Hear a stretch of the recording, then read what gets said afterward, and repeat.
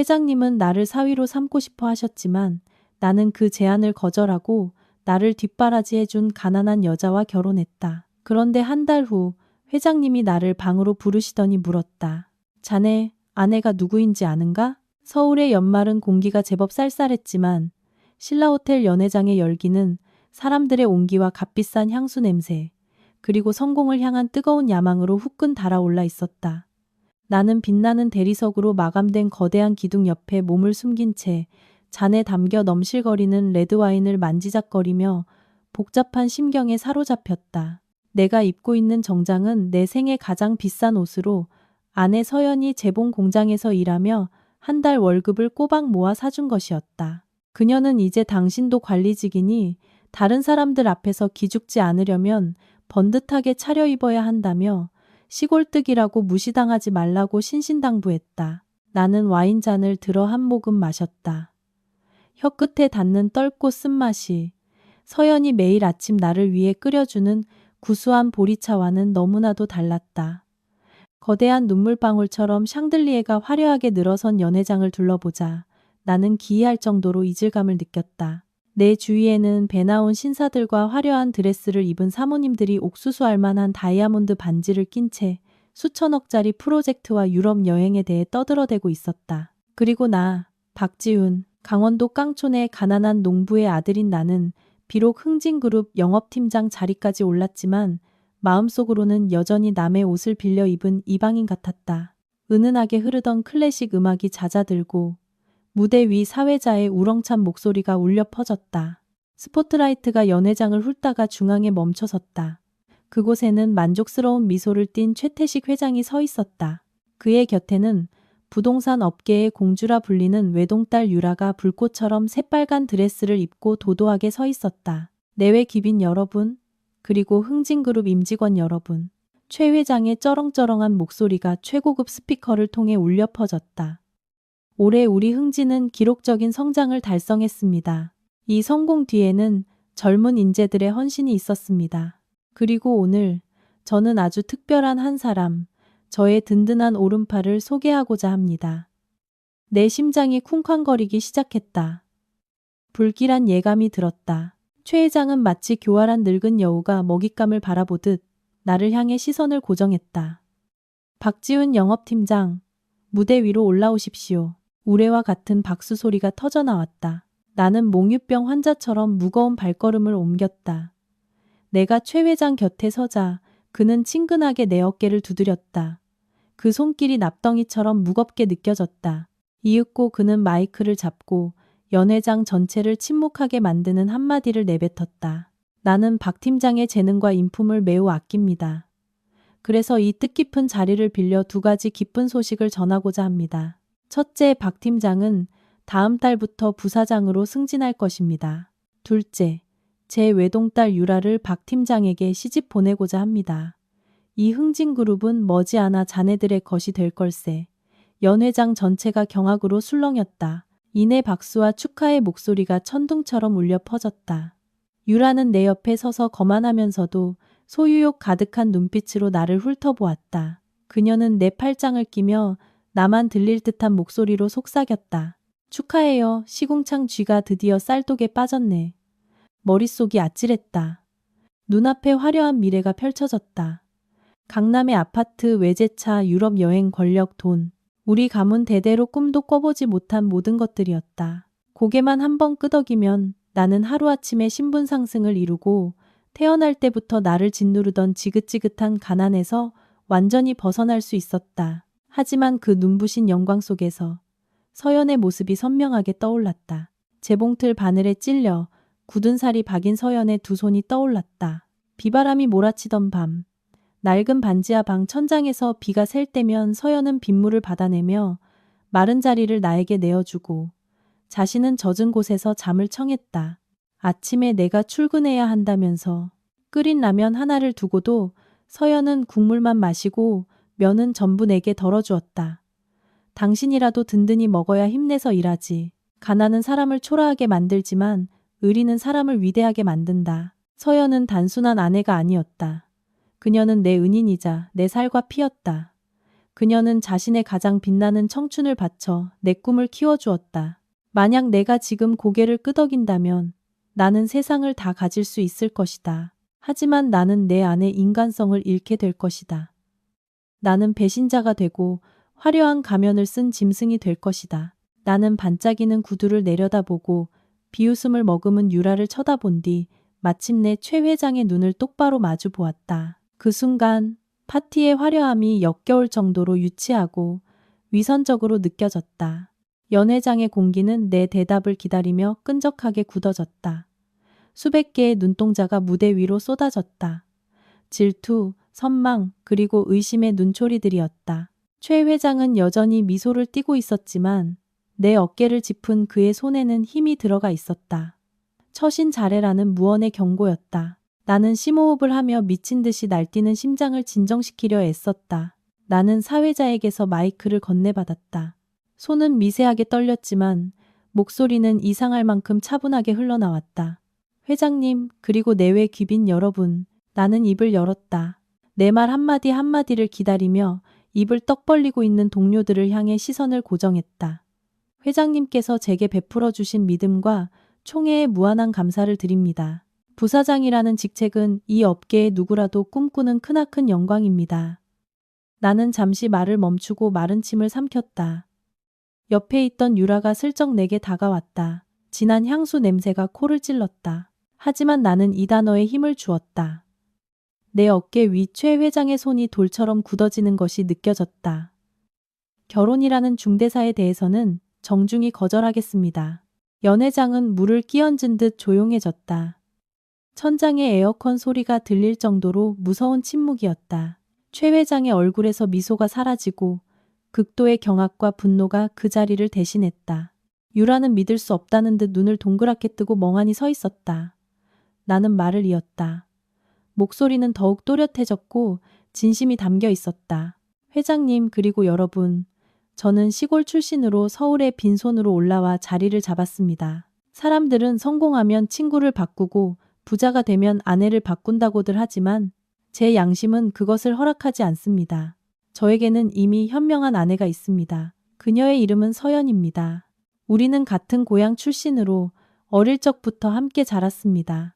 제가 대학을 다니던 시절 서연이는 학업을 포기하고 서울로 올라와 공장에서 일하고 식당에서 설거지를 하고 전단지를 돌리며 푼돈을 모아 제 학비를 대주었습니다. 나는 허공을 바라보았다. 마치 낡은 반지하 방의 희미한 등불 아래서 바느질하는 서연의 모습이 보이는 듯했다. 지금 제가 입고 있는 이 정장 또한 그녀의 피와 땀으로 마련한 것입니다. 제가 아플 때면 그녀는 밤을 새워 죽을 끓여주었고 제가 실패했을 때면 유일하게 제 곁을 지켜준 사람이었습니다. 그녀는 자신의 가장 빛나는 청춘을 저 하나를 위해 희생했습니다. 만약 오늘 제가 부귀영화를 탐하여 조강지처를 벌인다면 저는 더 이상 사람이라 할 수 없을 것이며 누구를 이끌고 관리할 자격 또한 없을 것입니다. 아내에게 신의를 저버리는 자가 어찌 회사에 충성할 수 있겠습니까? 말을 마친 나는 최 회장과 하객들에게 허리를 깊이 숙여 인사했다. 회장님, 용서해 주십시오. 제 아내를 배신하는 것이 조건이라면 부사장직도 사양하겠습니다. 나는 마이크를 탁자 위에 내려놓았다. 쿵 하는 건조한 소리가 인생 역전의 모든 환상을 끝장냈다. 최 회장은 그 자리에 서서 얼굴이 새빨개졌다가 이내 시퍼렇게 질렸다. 평생 명령하고 돈으로 모든 것을 사는데 익숙했던 그였다.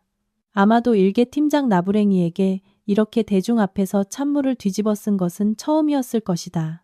유라는 분노로 온몸을 떨었다. 그녀는 마치 더러운 것을 만졌다는 듯 내 팔에서 자신의 팔을 꼼 빼냈다. 객석에서는 웅성거리는 소리가 들려왔다. 어떤 이들은 내가 굴러들어온 복을 걷어찬 멍청이라고 혀를 찼다. 하지만 특히 나이 지긋한 직원들 몇몇은 존경의 눈빛으로 나를 바라보았다. 그들은 의리를 지키려는 내 신념에 공감하는 듯 조용히 고개를 끄덕였다. 나는 무대에서 내려왔다. 한 걸음 한 걸음 내디딜 때마다 천근만근의 짐을 벗어 던지는 기분이었다. 저 문 밖에는 최 회장 같은 권력자의 무자비한 보복과 시련이 기다리고 있음을 알았다. 하지만 후회는 없었다. 그 길의 끝 좁디 좁은 반지하 방에는 나를 위해 저녁밥을 차려놓고 기다리는 한 여인이 있었기 때문이다. 그곳이야말로 돈으로는 살 수 없는 나의 진정한 집이자 안식처였다. 나는 화려한 조명들을 뒤로하고 연회장을 빠져나왔다. 주차장의 시원한 공기가 얼굴에 와닿으며 달아오른 뺨을 식혀주었다. 나는 넥타이를 풀고 서울거리의 매캐한 공기를 깊이 들이마셨다. 연회장의 진한 향수 냄새보다 훨씬 상쾌하게 느껴졌다. 낡은 오토바이를 끌고 집으로 가려던 참이었다. 그때 등 뒤에서 또각거리는 하이힐 소리가 콘크리트 바닥을 울렸다. 거기서, 당신 거기서요. 유라였다. 그녀가 나를 따라 달려왔다. 붉은 드레스 자락이 바닥에 질질 끌렸다. 곱게 화장한 얼굴은 분노로 일그러져 있었다. 그녀는 숨을 헐떡이며 내 오토바이 앞을 가로막았다. 미쳤어요, 박지훈 씨? 우리 아빠가 누군지 몰라요? 얼마나 많은 남자들이 내 눈에 띄려고 줄을 서는지 아느냐고. 어떻게 감히 사람들 앞에서 우리 부녀에게 이런 모욕을 줄 수 있어요? 유라는 억울함에 목소리가 갈라지며 소리쳤다. 나는 침착하게 오토바이 스탠드를 세우고 그녀의 눈을 똑바로 쳐다보았다. 유라 씨, 망신을 드린 점은 죄송합니다. 하지만 감정은 억지로 되는 게 아닙니다. 저에겐 이미 아내가 있고 저는 제 아내를 사랑합니다. 유라는 비웃음을 터뜨렸다. 그 웃음소리는 시고 경멸로 가득 차 있었다. 아내? 손발은 다트고 하루 종일 재봉틀만 붙잡고 사는 그 시골뜨기를 아내라고 불러요? 흥진그룹의 사위가 되는 대신 시장 생선가게 아줌마 같은 지질이 궁상인 여자를 택하겠다고.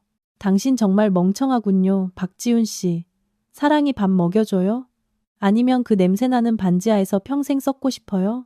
유라의 말 한마디 한마디가 비수처럼 내 자존심을 찔렀다. 그녀는 나를 모욕했을 뿐만 아니라 내가 가장 사랑하는 여인까지 짓밟았다. 나는 오토바이 핸들을 꽉 잡았다. 손등에 핏줄이 붉어졌다. 끓어오르는 분노를 억지로 억눌렀다. 유라 씨, 내 목소리는 차갑고 단호했다. 당신이 제 아내보다 부자일 순 있겠죠. 당신이 입은 옷이 더 비쌀 수도 있고요. 하지만 인격까지 그녀의 발끝이라도 따라올 수 있을지는 모르겠군요. 제 아내는 돈은 없지만 자존심과 희생정신이 넘치는 사람입니다. 그녀는 돈으로 감정을 사려 하거나 출신 배경으로 남을 무시한 적이 없습니다. 당신 아버지의 돈은 대단하겠지만 그걸로 인품까지 살 수는 없을 겁니다. 유라는 충격을 받은 듯 나를 쳐다보았다. 아마 태어나서 이렇게 심한 말을 들어본 것은 처음이었을 것이다. 그녀는 늘 떠받들어지는 것에 익숙했기에 나의 저항은 그녀에게 충격과 증오를 동시에 안겨주었다. 좋아, 아주 잘났어. 유라는 이를 갈며 내 얼굴에 손가락질했다. 그 잘난 인품 붙들고 잘 살아봐. 내가 똑똑히 지켜볼 테니까. 흥진그룹 없이 당신들 부부가 어떻게 사나 보자고. 두고 봐, 우리 아빠가 가만두지 않을 거야. 당신 반드시 후회하게 될 거라고. 말을 마친 그녀는 챈 돌아섰다. 시멘트 바닥을 울리는 하이힐 소리가 날카롭고 증오에 차 있었다. 그녀는 고급 세단에 올라타 굉음을 내며 사라졌다. 자욱한 먼지만이 남았다. 나는 어둠 속에서 한참을 우두커니 서 있었다. 유라의 협박은 빈말이 아니었다. 나는 최 회장의 권력을 잘 알고 있었다. 그는 흙을 백으로 만들 수 있는 사람이었고 나 같은 개미 한 마리를 밟아 죽이는 건 손바닥 뒤집기보다 쉬운 일이었다. 하지만 다시 서연의 얼굴이 떠오르자 마음속 불안이 가라앉았다. 나는 오토바이 시동을 걸었다. 낡은 엔진이 헐떡이며 도로로 나섰다. 거리는 화려한 불빛으로 가득했고 사람들은 저마다 바쁜 걸음으로 오갔다. 나는 그 인파 속으로 섞여 들어갔다. 마음이 한결 가벼워졌다. 비록 내일 폭풍우가 몰아친다 해도 적어도 오늘 밤 나는 집에 돌아가 아내가 끓여준 된장찌개를 먹고 양심의 거리낌 없이 편안한 잠을 잘 수 있을 것이다. 내가 회장 사위 자리를 거절했다는 소문은 바람처럼 빠르게 퍼져나갔다. 다음 날 아침, 회사 사람들은 나를 이상한 생물체 보듯 쳐다봤다. 고소해하는 사람도 있었고 동정하는 사람도 있었다. 하지만 최 회장의 보복은 내 생각보다 훨씬 빠르고 잔인했다. 나와 서연은 이달 말에 결혼식을 올릴 계획이었다. 혼인신고는 오래전에 했지만 너무 가난해서 계속 미루고 있었다. 이제 겨우 돈을 좀 모아 회사 근처의 소박한 식당에서 친구 몇 명을 초대해 조촐한 식사를 하려고 했다. 그런데 그날 오후 식당 지배인에게서 전화가 걸려왔다. 그는 쩔쩔매는 목소리로 말했다. 박지훈 고객님, 정말 죄송합니다. 저희 식당에 갑자기 전기시설 문제가 생겨 긴급 보수에 들어가게 되었습니다. 예약하신 예식 진행이 어려울 것 같습니다. 계약금은 2배로 돌려드리겠습니다. 나는 망연자실했다. 전기시설 문제는 핑계일 뿐이었다. 최 회장의 손이 닿았다는 것을 직감했다. 그는 내 모든 길을 막고 나를 망신주고 내 결혼식이 순탄치 못하게 만들고 싶었던 것이다. 다른 몇 군데에도 전화를 걸어봤지만 이상하게도 모두 온갖 이유를 대며 거절했다. 최 회장이 이 지역 전체에 나를 막아달라고 손을 써놓은 것이 분명했다. 해가 저물어갈 무렵 나는 힘없이 오토바이를 끌고 반지하 방으로 돌아왔다. 문 앞에서 청소하고 있는 서연의 모습을 보자 가슴이 미어지는 듯했다. 남자라는 작자가 아내에게 결혼식 하나 제대로 해주지 못하다니 무슨 낯으로 그녀를 봐야 할까. 왔어요? 서연이 고개를 들었다. 그녀의 환한 미소가 피곤에 지친 얼굴을 환하게 밝혔다. 오늘따라 왜 이렇게 늦었어요? 얼굴이 팽숙하네. 나는 오토바이를 세우고 돌계단에 털썩 주저앉았다. 목이 메어왔다. 서연아, 미안해. 식당에서 예약을 취소했어. 다른 곳들도 다 안 된다고 하네. 최 회장 지신 것 같아. 나는 차마 서연의 눈을 보지 못했다. 그녀의 눈에서 실망감을 보게 될까 두려웠다. 하지만 서연은 내 옆에 조용히 앉아 작고 굳은 살 박인 손으로 내 손을 부드럽게 감싸 쥐었다. 나는 또 무슨 큰일이라고. 식당에서 못하면 어때요? 여기서 우리 집 앞에서 하면 되지. 더 오붓하고 돈도 아끼고 좋잖아요. 비싼 음식이 뭐 그리 중요해요. 우리가 함께하고 이웃들이 축복해주면 그걸로 된 거죠. 하지만 너무 좁고 누추하잖아. 당신한테 미안해서. 나는 힘없이 말했다. 미안할 게 뭐 있어요. 행복은 마음먹기 나름이지 화려한 식당에 있는 게 아니잖아요. 서연은 단호하게 말했다. 그렇게 우리의 결혼식은 가난한 동네의 좁은 골목에서 열렸다. 우리가 부자에게 핍박받는다는 소문이 동네에 퍼졌다. 모두가 우리를 안타까워하며 발벗고 나섰다. 골목 어귀에서 순댓국 밥집을 하는 아주머니는 플라스틱 테이블과 의자를 빌려주시고 직접 순대와 머리고기를 삶아주셨다. 오토바이 배달을 하는 칠수 아저씨는 반짝이 전구를 달고 비를 막을 천막을 쳐주었다. 동네 슈퍼 아주머니는 맥주와 음료수 몇 박스를 협찬해 주셨다. 옆방에 사는 대학생들은 기타를 치고 노래를 부르며 야자수 잎과 풍선으로 결혼식장을 꾸며주었다. 결혼식 날 작은 골목은 웃음소리로 가득 찼다. 산의 진미도 비싼 와인도 없었다. 오직 김이 모락모락 나는 닭백숙과 찰밥, 구수한 된장찌개, 그리고 따뜻한 사람의 정만이 있었다. 나는 낡은 정장을 입었고 서연은 동네 가게에서 빌린 소박한 하얀 원피스를 입고 시장에서 산 꽃다발을 들었다. 내가 서연에게 반지를 끼워줄 때 다이아몬드 하나 박히지 않은 얇은 금반지였지만 그녀의 눈에는 눈물이 그렁그렁 맺혔다. 나 때문에 고생만 시켜서 미안해. 나는 속삭였다. 서연은 고개를 저었다. 눈물이 뺨을 타고 흘러내렸지만 입가에는 행복한 미소가 걸려 있었다. 고생한 거 하나도 없어요. 당신 아내가 되고 이렇게 이웃들의 사랑을 받는 것만으로도 나는 세상에서 가장 행복한 신부예요. 칠수 아저씨가 소주잔을 높이 들고 외쳤다. 자, 우리 지훈이랑 서연이 백년해로를 위하여. 돈 많다고 거들먹거리는 놈들은 신경 쓰지 마. 가난해도 깨끗하게, 초라해도 당당하게. 부부간의 의리가 진짜 금이고 옥이야. 위하여. 온 동네 사람들이 함성을 질렀다. 잔 부딪히는 소리가 도로의 시끄러운 자동차 소리를 압도했다. 그 순간 고단한 삶에 지쳤지만 환하게 웃고 있는 이웃들의 얼굴과 내 곁에 수줍게 서 있는 현명한 아내를 보며 나는 한 가지를 깨달았다. 최 회장은 돈으로 식당을 막을 수는 있었지만 사람의 정까지 막을 수는 없었다. 나에게 이 가난한 결혼식은 내가 본 그 어떤 호화로운 파티보다 더 성대하고 화려했다.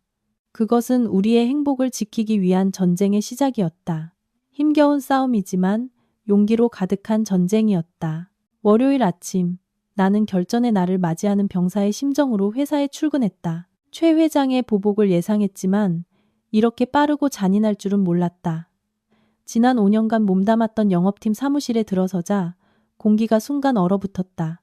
며칠 전만 해도 내 승진을 축하하며 악수를 청하던 동료들은 모두 키보드에 고개를 파묻고 아무도 내 눈을 마주치지 못했다. 창가에 있던 내 넓은 책상은 깨끗하게 비워져 있었고 내 물건들은 낡은 종이 상자에 담겨 바닥에 덩그러니 놓여 있었다. 인사팀장, 회사에서 아첨꾼으로 유명한 김 부장이 서류 한 장을 들고 다가왔다. 그녀는 차가운 목소리로 애써 가식적인 예의를 차리며 말했다. 박지훈 씨, 회장님 직속 지시입니다. 회사 조직 개편에 따라 영업팀장 자리는 다른 사람이 맡게 되었습니다. 박지훈 씨의 건강 상태를 고려하여 경기도에 있는 제사 물류창고로 발령을 결정했습니다. 오늘 아침 바로 가서 업무 인수인계 받으세요. 나는 발령장을 받아들었다. 무심한 글자들이 눈에 들어왔다. 에어컨 바람을 쐬며 수십 명의 직원을 관리하던 팀장에서 하루아침에 월급이 3분의 2로 깎이고 먼지 구덩이 창고의 평사원으로 강등된 것이다. 김 부장님, 저는 회사 규율을 어긴 적도 없고 지난달 실적도 팀에서 1등이었습니다. 이렇게 부당한 발령의 이유가 무엇입니까? 나는 분노를 억누르며 물었다. 김 부장은 비웃으며 목소리를 낮춰 속삭였다. 나한테 물어서 뭐해요? 누구한테 밉보였는지 본인이 더 잘할 텐데. 회장님 말씀으로는 받아들이지 못하겠으면 사표 쓰래요. 근데 솔직히 말해서 흥진그룹의 힘으로 당신을 막으면 이 서울 바닥에서 당신 받아줄 회사 아무 데도 없을걸? 그러니 그냥 꾹 참고 다니는 게 신상에 좋을 거야. 나는 손안의 종이를 구겨질 정도로 꽉 쥐었다. 사표? 지금은 그럴 수 없었다. 서연은 최근 공장의 먼지 때문에 폐가 안 좋아져 일을 그만둔 상태였다. 약값, 월세, 생활비 모두 내 월급에 의지하고 있었다. 최 회장은 내 치명적인 약점을 정확히 파고들었다. 그는 나를 벼랑 끝으로 몰아 무릎 꿇고 용서를 빌게 만들고 싶었던 것이다. 나는 종이 상자를 들고 삐까뻔쩍한 고층 빌딩을 묵묵히 걸어 나왔다. 제사 물류창고는 먼지투성이 공단 깊숙한 곳에 있었다. 내 업무는 서류 관리가 아닌 사실상 막노동이었다. 창고 관리자는 온몸에 문신을 한 돼지 삼촌이라 불리는 뚱뚱한 남자였다. 나를 보자마자 그는 턱을 치켜들었다. 네가 박지훈인가? 위에서 정신교육 좀 시키라고 보냈다며? 여긴 책상머리에 앉아서 하는 일 없어, 임마. 저기 새로 들어온 도자기 500상자. B구역으로 전부 옮겨. 다 못 끝내면 집에 갈 생각 마. 500상자. 한 상자에 좋기 10kg은 나갔다. 나는 와이셔츠를 벗고 소매를 걷어붙인 채 일에 뛰어들었다. 땀이 비오듯 쏟아졌고 얼굴은 먼지로 뒤덮였다. 키보드를 두드리던 손가락은 물집이 잡히고 쓰라렸다. 점심으로는 차갑게 식은 밥에 짜디짠 두부조림 몇 조각이 전부였다. 해가 저물어서야 나는 너덜너덜해진 몸을 이끌고 반지하 방으로 돌아올 수 있었다. 온몸이 부서질 듯 아팠다. 서연은 흙투성이에 남루한 몰골로 돌아온 나를 보고 기겁하며 달려왔다. 어머, 당신. 꼴이 왜 이래요? 어디서 넘어졌어요? 나는 서연이 걱정할까봐 차마 사실대로 말할 수 없었다. 나는 애써 웃으며 상처투성이 손을 등 뒤로 감췄다. 아, 회사 창고에 문제가 생겨서 다른 직원들 좀 도와주느라 오랜만에 몸 좀 썼더니 개운하고 좋네. 서연은 안타까운 눈빛으로 나를 바라보았다.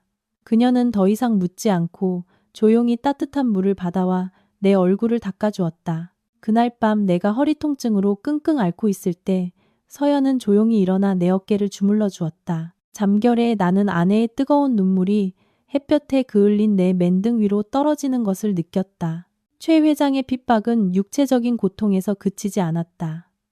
그는 내 정신과 명예까지 짓밟으려 했다. 창고로 발령받은 지 일주일 후 악의적인 소문이 회사 전체에 퍼지기 시작했고 어떻게 된 일인지 멀리 떨어진 이곳 창고 직원들의 귀에까지 들어갔다. 점심시간. 인부들이 모여 앉아 냉커피를 마시고 있었다. 내가 지나가자 그들은 갑자기 입을 다물고는 킥킥거리기 시작했다. 그들의 눈에는 조롱이 가득했다. 어이, 들었어? 저 박지훈 마누라 촌스럽게 생겼어도 보통 내기가 아니라며? 한 남자가 내가 들으라는 듯이 말했다. 뭐가? 순해 보이기만 하던데. 순하긴 개뿔. 본사 사무실 애들 말로는 저놈 마누라가 사실은 한물간 스폰서녀래. 옛날에 재벌 회장님들 모시면서 번 돈으로 저놈 대학 공부시켰다던데. 이제 스폰서가 끊기니까 순진한 시골 여자 코스프레 하면서 저놈한테 빌붙은 거래. 어쩐지 공장 월급으로 어떻게 대학생을 뒷바라지 하나 했네. 결국 몸 팔아서 번 돈이었구만. 저 박지훈 저놈도 알면서 모르는 척하는 거겠지. 그냥 얼굴마담 남편 노릇 해주는 거 아니야. 피가 거꾸로 솟았다. 나는 안전모를 바닥에 내동댕이 치고 달려가 그 남자의 멱살을 잡았다. 뭐라고? 다시 한번 말해봐. 누가 내 놈더러 내 아내를 모욕하라고 했어. 상대방도 지지 않고 내 손을 뿌리쳤다. 내가 틀린 말했어? 아니 땐 굴뚝에 연기 나겠냐? 이 회사 사람 중에 모르는 사람이 없어. 고상한 척하지 마. 임마. 나는 주먹을 휘둘러 그의 뻔뻔한 얼굴을 날려버리려던 참이었다.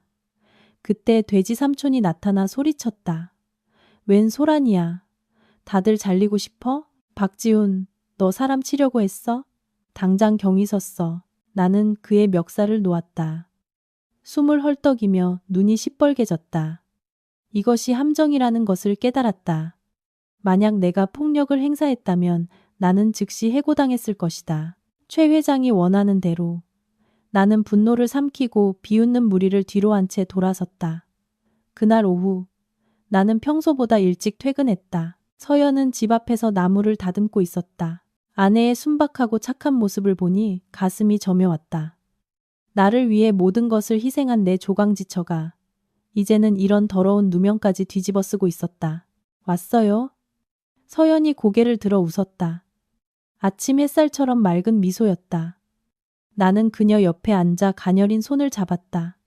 서연아, 나한테 숨기는 거 없어? 서연은 의아한 표정을 지었다. 숨기는 거라니요? 갑자기 왜 그런 이상한 질문을 해요? 나는 그녀의 눈을 깊이 들여다보았다. 그 눈은 너무나도 깊고 진실해서 그런 뜬소문이 내 마음에 스며들었다는 사실 자체가 미안해졌다. 아무것도 아니야. 그냥 사람들이 이상한 소리를 하길래 화가 나서 누가 뭐라고 해도 나는 내 아내만 믿어. 서연은 잠시 침묵하더니 내 어깨에 조용히 머리를 기댔다. 그녀의 목소리가 낮게 잠겼다. 지훈 씨, 세상 사람들의 혀는 무서운 거예요. 하지만 나무가 곧으면 그림자가 휘지 않는 법이죠. 내가 어떤 사람이고 어떻게 살아왔는지는 하늘이 알고 땅이 알고 그리고 가장 중요한 건 당신이 알잖아요. 당신만 나를 믿어준다면 온 세상이 내게 등을 돌려도 나는 두렵지 않아요. 서연의 말은 부드러웠지만 내 안의 모든 의심을 씻어내는 기묘한 힘이 있었다. 하지만 나는 몰랐다. 그 평온함 뒤에는 나를 보호하기 위해 그녀가 필사적으로 숨기고 있는 거대한 비밀이 있었다는 것을. 주말에 서연은 시부모님께 보낼 식료품과 생필품을 사러 대형 마트에 가고 싶다고 했다. 나는 그녀를 태우고 강남의 큰 마트로 향했다. 이렇게 고급스러운 곳에서 쇼핑하는 것은 정말 드문 일이었다. 보통 서연은 푼돈이라도 아끼기 위해 동네 시장만 다녔다.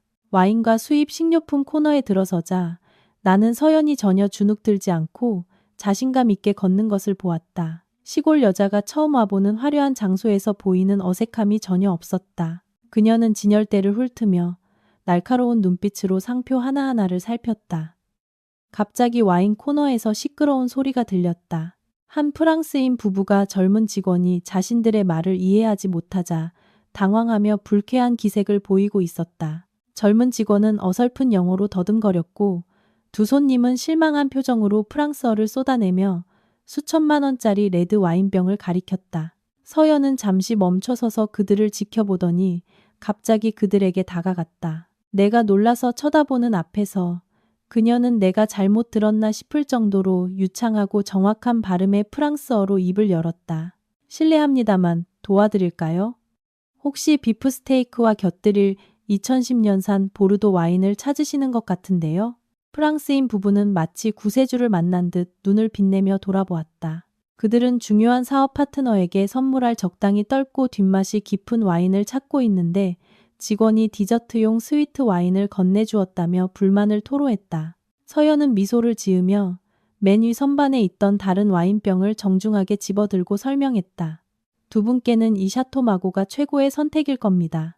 블랙커런트와 자두향의 오크향이 살짝 가미되어 와인 애호가의 섬세한 입맛에 아주 잘 맞습니다. 게다가 2015년은 포도풍년이라 품질 또한 매우 안정적이죠. 프랑스인 남자는 와인병을 들어 살펴보고는 연신 고개를 끄덕이며 매그니픽, 마담. 훌륭합니다. 부인을 연발했다. 그는 심지어 서양 귀족처럼 허리를 숙여서 연에게 경의를 표했다. 나는 그 자리에 못 박힌 듯 서서 입을 떡 벌렸다. 이게 서연이라고? 고등학교도 겨우 졸업하고 1년 내내 재봉틀 바늘과 실만 만지던 내 아내가 맞나? 와인병을 든 그녀의 자태. 자신감 넘치는 눈빛과 우아한 분위기는 내가 알던 소박한 시골 여자와는 완전히 다른 사람이었다. 부부가 떠나자 서연은 돌아보다가 내 멍한 표정과 마주쳤다. 그녀의 얼굴에 순간 당황한 기색이 스쳤다. 그녀는 서둘러 와인병을 내려놓고 평소의 수줍은 모습으로 돌아왔다. 다 봤어요. 이제 가요. 서연은 내 손을 잡아 끌고 서둘러 자리를 떴다. 주차장에 나와서야 나는 더 이상 참지 못하고 물었다. 서연아, 당신 방금 프랑스어 한 거야? 어떻게 와인에 대해서 그렇게 잘 알아? 저 와인 수천만 원짜리라 나는 쳐다볼 엄두도 못 냈는데 어떻게 그렇게 잘 아는 거야? 서연은 고개를 숙이고 옷자락을 만지작거리며 작은 목소리로 대답했다. 아, 옛날에 서울 처음 올라왔을 때 평창동에 사는 프랑스인 사장님 댁에서 몇 년간 입주가사 도우미로 일한 적이 있어요. 그분이 엄청 까다로워서 의사소통 때문에 프랑스어를 배우라고 하셨어요. 그리고 와인을 즐겨 마셔서 와인 창고 정리하다 보니 어깨너머로 좀 배우게 된 거예요. 설명은 그럴듯했다. 외국인 집에서 오래 일한 가사 도우미가 외국어를 좀 하는 것은 이상한 일이 아니었다. 하지만 방금 전에 그 분위기, 와인의 빈티지와 오크향까지 꿰뚫어보는 그 깊은 지식이 과연 어깨너머로 배운 것만으로 가능할까? 나는 일단 고개를 끄덕였지만 마음속에는 큰 의문이 싹 뗐다. 마치 내 아내가 평범한 모습 뒤에 거대한 빙산을 숨기고 있는 듯한 기분이었다. 서연에 대한 이상한 점은 날이 갈수록 더 많이 나타났다.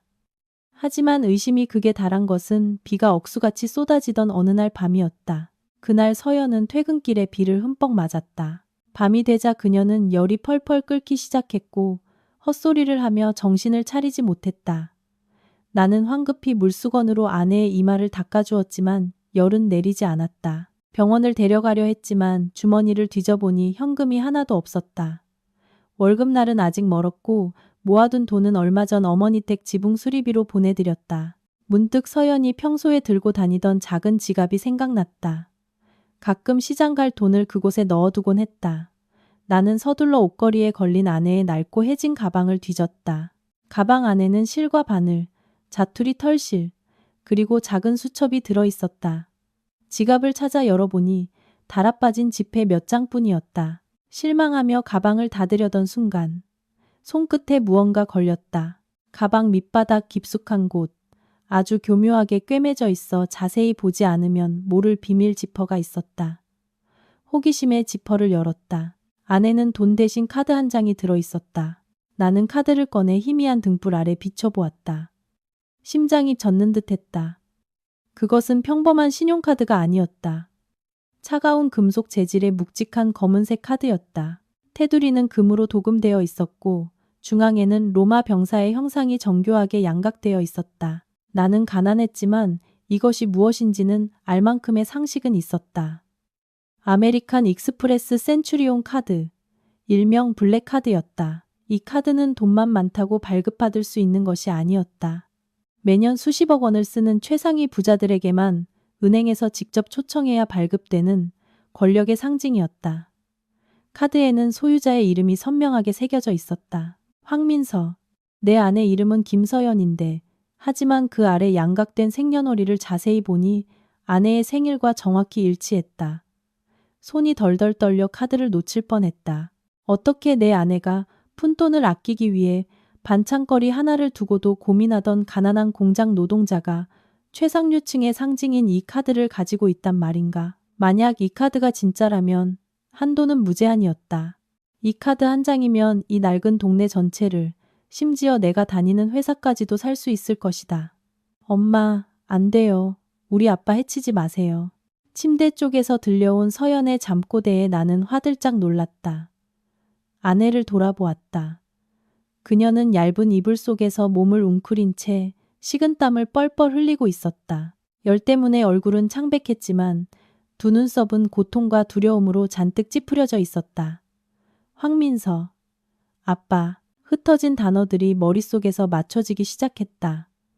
황씨, 혹시 흥진그룹의 전임 회장이었던 황태준 회장의 성씨? 최 회장이 권력을 잡기 직전 10년 전에 의문의 교통사고로 사망했던 바로 그 사람. 등골을 타고 차가운 전율이 흘렀다.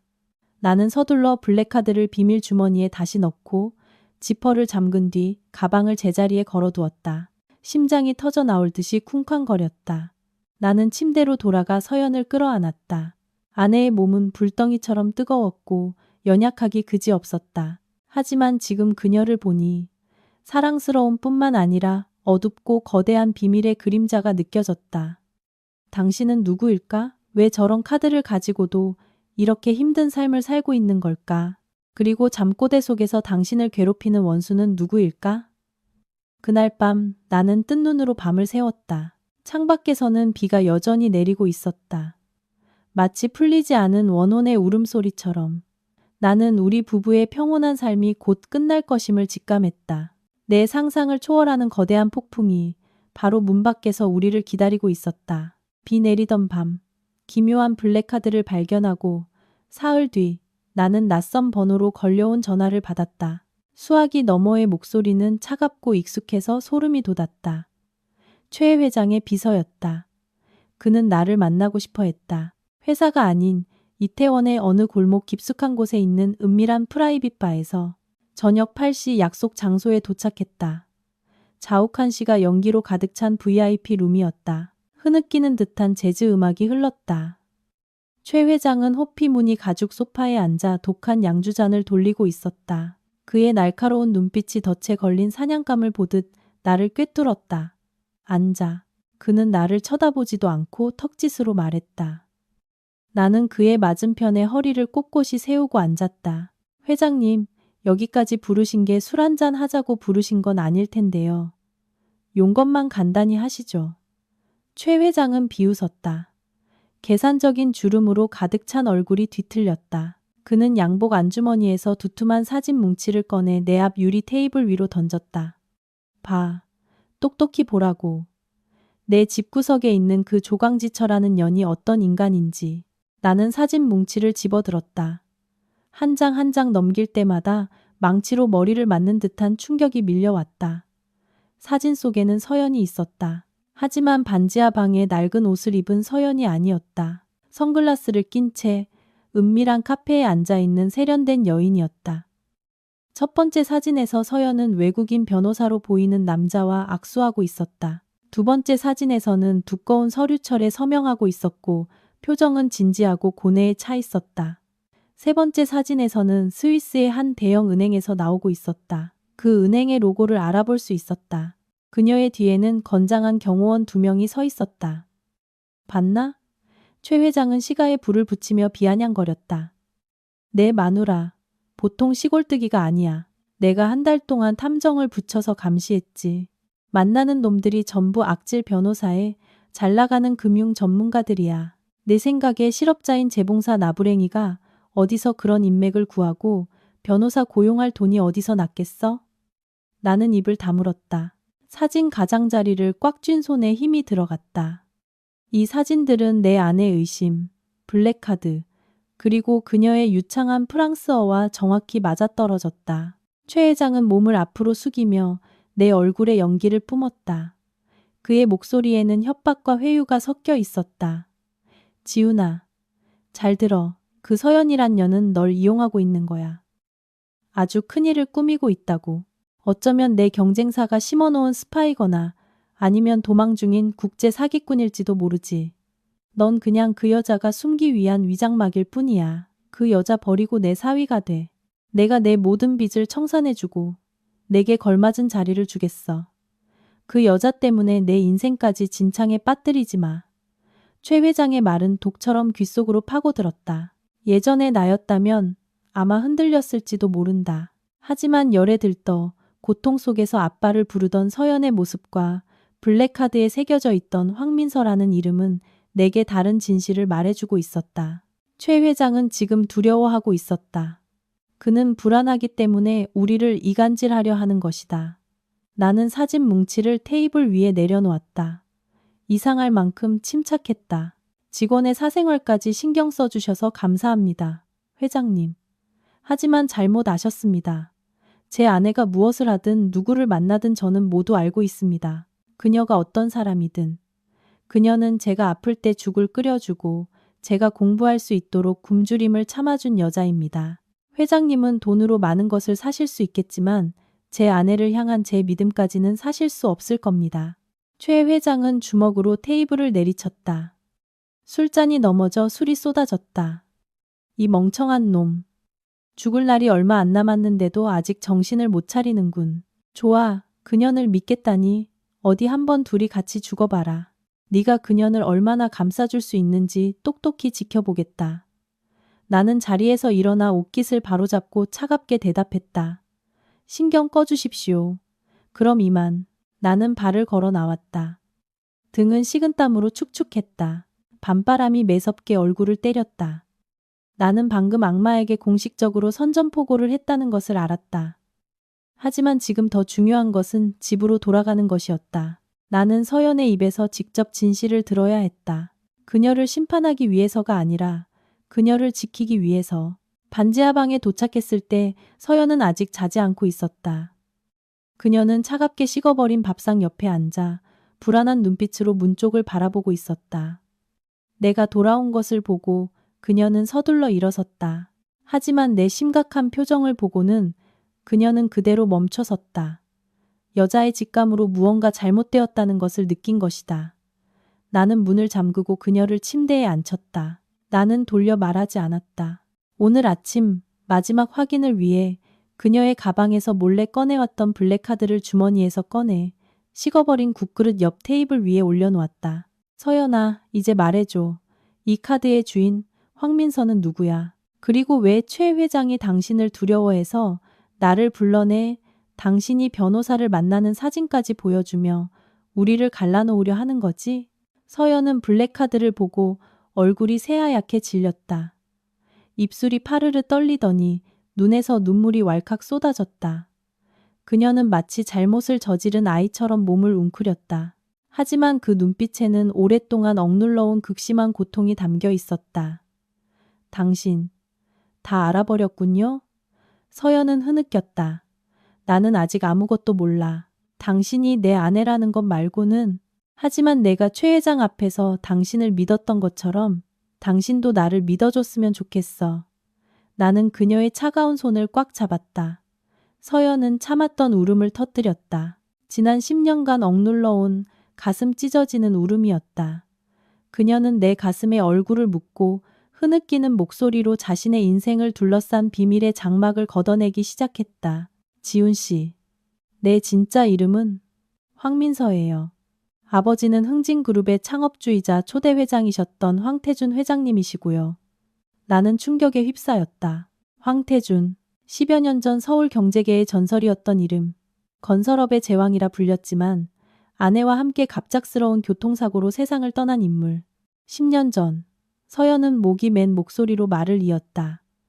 최태식은 아버지의 부사장이자 의형제 같은 사람이었어요. 아버지는 그를 절대적으로 신뢰했지만 그의 야망은 너무 컸어요.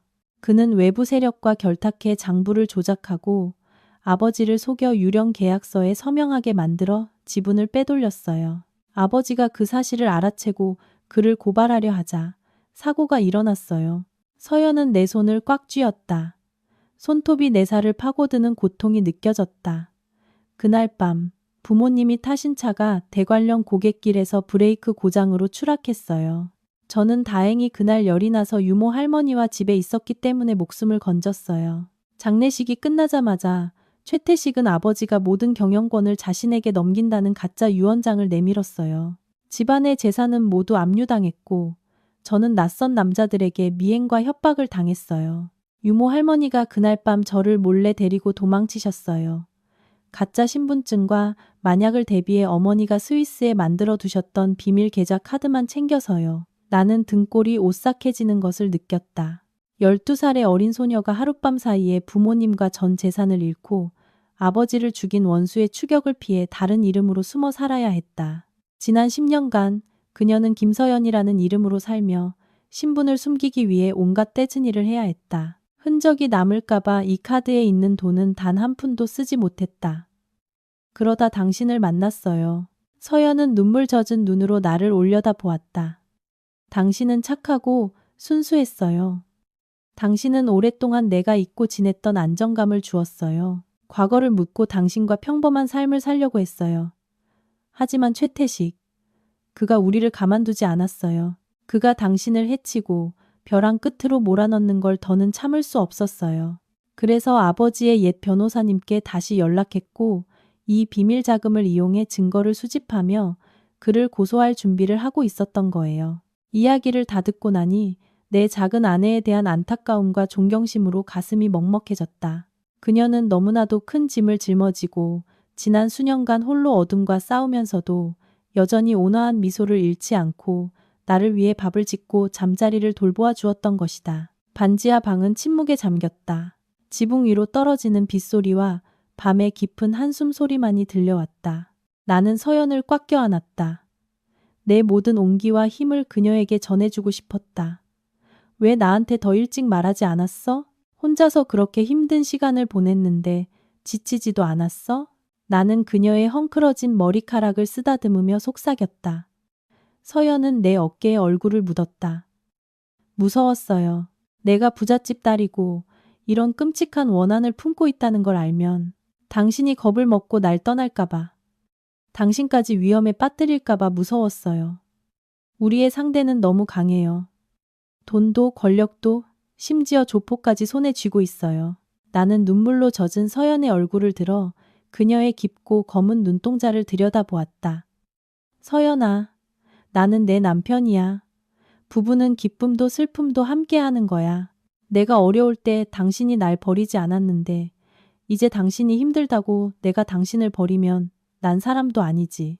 나는 그녀의 굳은 살 박인 손을 잡아 내 왼쪽 가슴, 심장이 강하게 뛰고 있는 곳에 얹었다. 이제부터 당신은 더 이상 혼자 싸우지 않아도 돼. 당신의 원수는 곧 나의 원수야. 당신 부모님의 정의를 되찾는 것은 이제 나의 책임이기도 해. 최태식이 아무리 강하다 해도 부부가 한마음이면 태산도 옮길 수 있다고 믿어. 우리는 당신의 것을 되찾을 거야. 돈 때문이 아니라 정의와 도리를 위해서. 서연은 나를 바라보았다. 그녀의 눈에 감동과 절대적인 신뢰가 어렸다. 그녀는 고개를 끄덕이며 눈물을 닦았다. 눈빛이 이상할 만큼 단호해졌다. 고마워요. 당신만 곁에 있으면 이제 아무것도 두렵지 않아요. 하지만 지훈 씨, 이 싸움은 정말 위험할 거예요.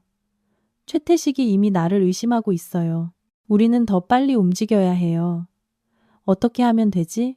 나는 모든 계획에 따를 준비가 되어 있었다. 아버지의 변호사님 말씀으로는 최태식의 가짜 유언장에는 허점이 있대요.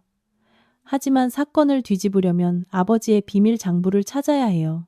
거기에는 아버지가 돌아가시기 전 최태식이 회사 이름으로 저지른 모든 더러운 거래 내역이 기록되어 있어요. 아버지는 그 장부를 가장 안전하면서도 가장 위험한 곳에 숨겨두셨다고 했어요. 그게 어딘데? 지금은 최태식이 개인 저택으로 쓰고 있는 평창동의 옛날 우리 집 서재에 있는 비밀 금고 아니에요. 나는 소름이 돋았다. 적의 소굴에 잠입하는 것, 그것은 미친 짓이고 극도로 위험한 일이었다. 하지만 서연의 눈을 보니 다른 길은 없다는 것을 알았다. 알았어. 나는 단호하게 고개를 끄덕였다. 내일 밤 당장 가지러 가자. 우리는 다음 날 하루 종일 준비를 했다. 서연은 기억을 더듬어 저택의 설계도를 그렸다. 10년이라는 세월이 흘렀지만 어린 시절을 보낸 집의 구석구석은 그녀의 마음속에 선명하게 남아 있었다. 그 저택은 한강변에 위치해 있었고 외부와 단절되어 경비가 삼엄했다. 하지만 서연은 옛날 아버지와 숨바꼭질할 때 자주 이용했던 비밀 통로를 알고 있었다. 강둑에서부터 저택의 와인 저장고로 바로 이어지는 지금은 물이 마른 낡은 배수관이었다. 그날 밤, 달도 없는 어두운 밤이었다. 구름이 하늘을 가려 행동하기에 안성맞춤이었다.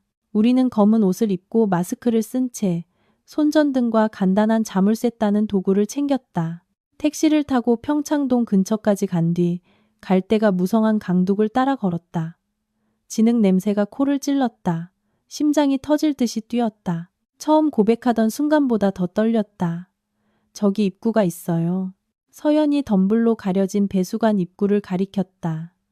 우리는 어둡고 축축하며 곰팡이 냄새가 나는 배수관 안으로 기어 들어갔다. 서연이 앞장서고 나는 길가에서 주운 쇠파이프를 든 채 바짝 뒤따랐다. 15분쯤 기어가자 와인 저장고로 이어지는 맨홀 뚜껑에 다다랐다. 서연은 조용히 하라는 신호를 보내고 조심스럽게 뚜껑을 밀어 올렸다. 끼익하는 작은 소리에 둘 다 심장이 철렁했다. 다행히 와인 저장고는 텅 비어 있었다. 우리는 1층으로 몰래 올라갔다. 화려한 저택은 어둠에 잠겨 있었고 복도에 희미한 취침등 불빛만이 보였다. 서연은 로비에 걸린 유럽의 전원 풍경을 그린 커다란 유화 앞에서 멈춰섰다. 그녀는 눈물을 글썽이며 그림 액자를 부드럽게 쓰다듬었다. 어머니가 그리신 그림이에요. 그녀는 속삭였다. 나는 그녀의 어깨를 가볍게 쥐며 재촉했다. 우리는 서둘러 2층, 아버지의 옛 서재가 있는 곳으로 향했다.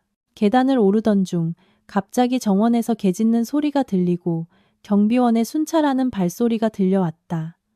우리는 황급히 두꺼운 벨벳 커튼 뒤로 몸을 숨겼다. 경비원의 손전등 불빛이 창문을 훑고 지나갔다. 나는 숨을 죽이고 서연을 꽉 껴안았다. 식은땀이 비오듯 흘렀다. 발소리가 멀어지고 나서야 우리는 안도의 한숨을 내쉬었다. 서연은 나를 이끌고 서재로 몰래 들어갔다. 방은 옛날 모습 그대로였지만 최 회장의 지독한 담배 냄새가 배어 있었다. 금고는 이 책장 뒤에 있어요. 서연은 속삭이며 책상 밑에 비밀 스위치를 더듬어 찾았다. 딸깍하는 작은 소리와 함께 책장이 옆으로 돌아가며 벽에 숨겨진 낡은 금고가 드러났다. 비밀번호. 아버지는 가장 행복했던 날이 비밀번호라고 하셨어요. 서연은 떨리는 손으로 번호를 눌렀다. 그것은 바로 그녀의 생일이었다. 삑삑삑 딸깍. 금고 문이 열렸다. 안은 텅 비어 있었다. 아니, 얇은 먼지층뿐이었다. 장부는 없었다. 서연은 얼굴이 새하얘지며 망연자실했다. 이럴 리가. 설마 그가 이미 찾아서 없애버린 걸까? 우리는 절망적인 심정으로 텅 빈 금고 안을 뒤졌다. 그때 내 손끝이 금고 문 안쪽에 닿았다. 무언가 이상하게 튀어나온 것이 느껴졌다.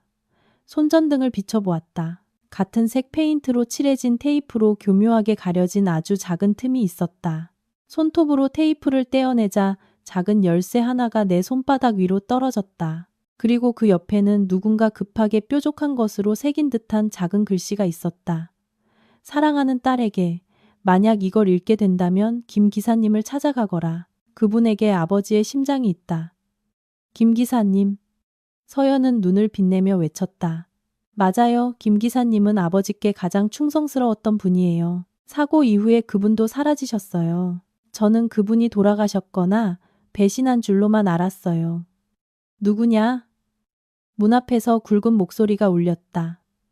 방 안에 불이 환하게 켜졌다. 우리는 찜 돌아보았다. 문 앞에는 비단 잠옷을 입은 최 회장이 서 있었다. 그의 손에는 검고 섬뜩한 권총이 우리를 향해 겨눠져 있었다. 그의 옆에는 거구의 경호원 2명이 서 있었다.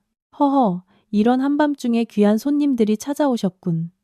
최 회장은 악마처럼 웃었다. 이 책장이 수상쩍다고 생각은 했지만 여기서 쥐새끼 2마리를 잡게 될 줄이야. 유언장을 찾으러 왔나?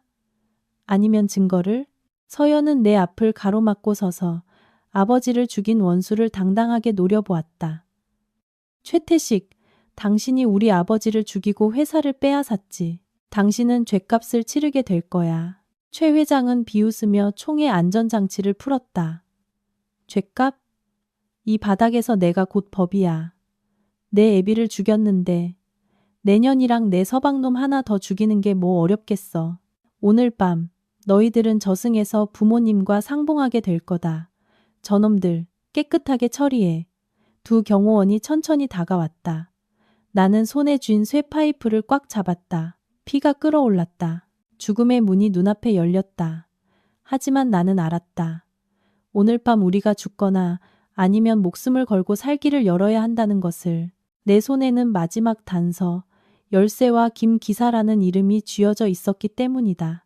서재 안의 공기는 마치 한 번의 숨결에도 폭발할 듯 팽팽하게 압축되었다. 최 회장의 손에 들린 검은 총구는 여전히 우리를 향해 있었다. 그의 미소처럼 차갑고 잔인하게. 거구의 두 경호원이 손가락 마디를 꺾으며 다가오기 시작했다. 그 생사의 순간 서연이 갑자기 내 손을 꽉 잡고 아주 빠르게 속삭였다. 왼쪽 창문 강. 내가 그 뜻을 미처 이해하기도 전에 서연은 행동에 나섰다. 그녀는 뒤로 물러서지 않고 갑자기 앞으로 달려나가 온 힘을 다해 출입문 옆에 놓여있던 1미터가 넘는 높이의 고대 도자기를 걷어찼다. 와장창. 날카로운 파열음이 울려 퍼지자 최 회장과 두 경호원은 반사적으로 움찔했다. 뛰어요. 서연이 외쳤다. 그 찰나의 틈을 이용해 나는 손에 쥔 쇠파이프로 최 회장의 총을 든 손목을 내리쳤다. 탕! 총알은 천장을 향해 발사되었고 회반죽이 우수수 떨어졌다. 최 회장은 고통에 찬 비명을 질렀고 권총은 바닥으로 떨어졌다. 나는 반격할 틈도 없이 서연의 손을 잡아 끌고 곧장 발코니로 달려나갔다. 아래는 어두운 정원과 유유히 흐르는 한강이 보였다. 2층에서 땅까지의 높이는 약 3미터가 넘어 보였다. 뛰어. 우리 부부는 서로를 껴안은 채 아래의 빽빽한 덤불 속으로 뛰어내렸다. 나뭇가지가 얼굴과 몸을 스쳐 따가웠지만 강가의 부드러운 흙 위로 떨어져 목숨을 구할 수 있었다. 망설일 틈도 없이 나는 서연을 끌고 강가로 미친 듯이 달렸다. 그곳에는 오후에 미리 봐두었던 어부의 작은 배가 정박해 있었다. 저놈들 잡아. 쏴 죽여. 최 회장의 광기 어린 고함이 발코니에서 울려 퍼졌다. 손전등 불빛이 정원 곳곳을 훑었고 개 짖는 소리와 추격하는 발소리가 요란하게 들려왔다. 우리는 강물에 뛰어들었다. 얼음장 같은 물이 살을 내는 듯했다. 내가 힘껏 배를 강 쪽으로 밀자 서연이 엔진 시동을 걸었다. 털털털 하는 경쾌한 엔진 소리가 밤의 정적을 깼다. 바로 등 뒤로 총알이 수면을 가르며 물보라를 일으키는 순간 배는 앞으로 쏜살같이 나아갔다. 죽음의 문턱에서 벗어난 우리는 동이 틀 무렵 잠실의 한적한 선착장에 배를 댔다. 둘 다 물에 젖어 추위와 공포로 덜덜 떨고 있었다. 하지만 내 손에는 여전히 열쇠와 김 기사님에 대한 단서가 굳게 쥐어져 있었다. 서연은 열쇠를 보며 감격에 겨워 목이 맨 목소리로 말했다. 기억났어요.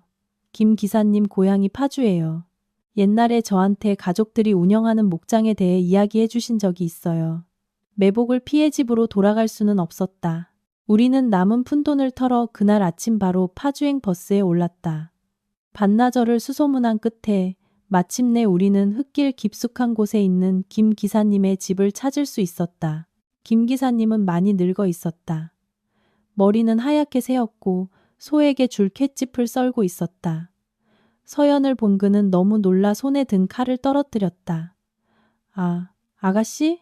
민서 아가씨 맞으십니까? 김 기사님은 떨리는 목소리로 물었다. 아저씨. 서연은 울음을 터뜨리며 달려가 늙고 충직한 기사를 껴안았다. 눈물의 상봉이 끝나고 김 기사님은 우리를 집 안으로 안내하고 문을 단단히 걸어 잠갔다. 그는 침대 밑에서 녹슨 쇠상자를 꺼냈다. 우리가 찾아온 열쇠는 상자의 자물쇠에 완벽하게 들어맞았다. 상자 안에는 서연의 아버지, 황 회장의 비밀 장부가 들어있었다. 페이지마다 최 회장의 공금 횡령 내역, 공무원 뇌물 상납 기록, 그리고 회사를 강탈하려는 더러운 계획까지 꼼꼼하게 기록되어 있었다. 이것이야말로 사건의 심장이자 최 회장에게 내려질 사형 선고였다. 회장님께서 오래전부터 의심하고 계셨습니다. 그래서 비밀리에 조사를 하고 제게 이걸 맡기셨죠. 혹시 자신에게 무슨 일이 생기면 아가씨가 성인이 되었을 때 꼭 전해주라고 하셨습니다. 김 기사님은 목이 메어 말했다. 지난 10년간 이걸 지키기 위해 미친 척, 바보인 척하며 숨어 살았습니다. 드디어 하늘이 눈이 있었군요. 감사합니다, 아저씨. 이것만 있으면 최태식을 무너뜨릴 수 있어요.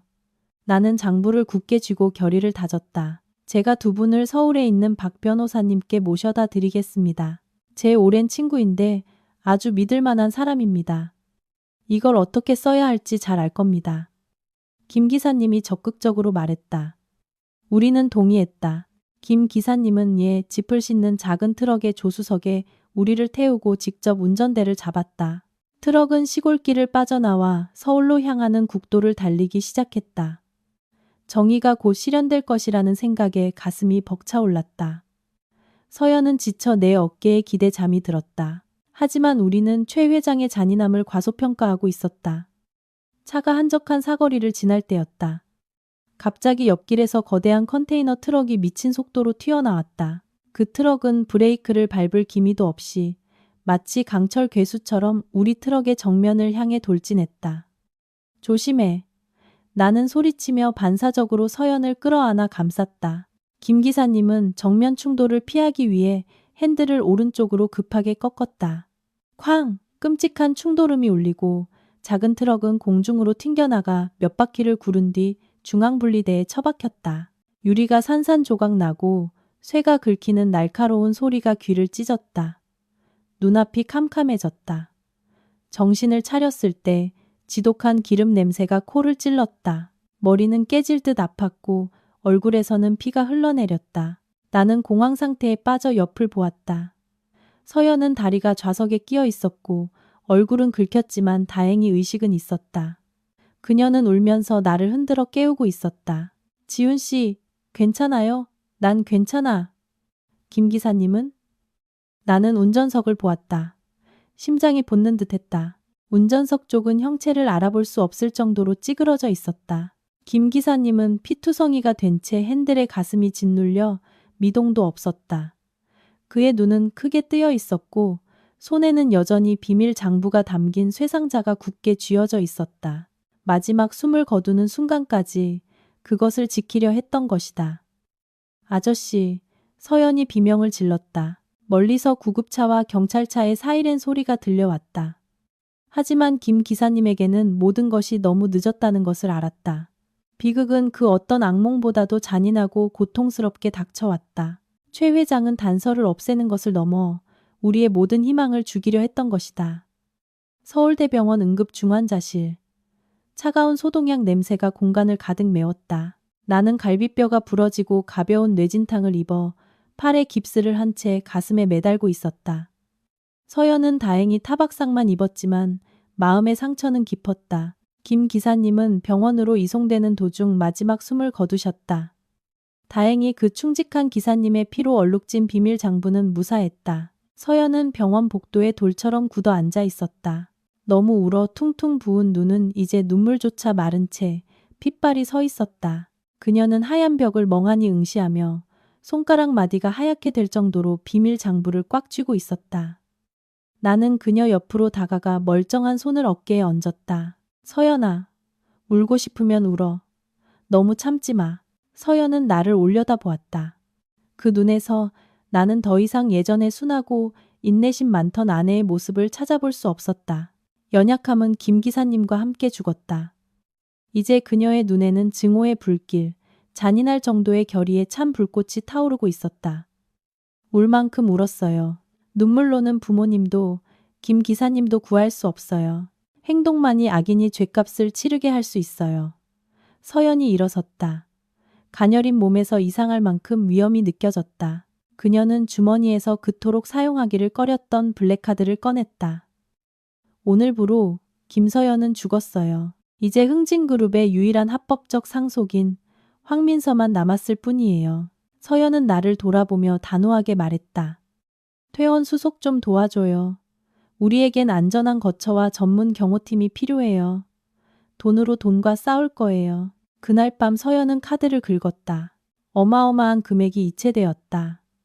우리는 강남 중심가의 최고급 펜트하우스로 옮겼고 사설 경호업체의 24시간 철통 경호를 받게 되었다. 다음 날 아침, 서연은 완전히 다른 사람이 되어 있었다. 그녀는 더 이상 값싼 옷을 입지 않았다. 세련된 검은색 정장을 입고 머리는 높게 틀어 올리고 날카롭게 화장을 했다. 그녀는 책상에 앉아 쉴 새 없이 전화를 걸었다.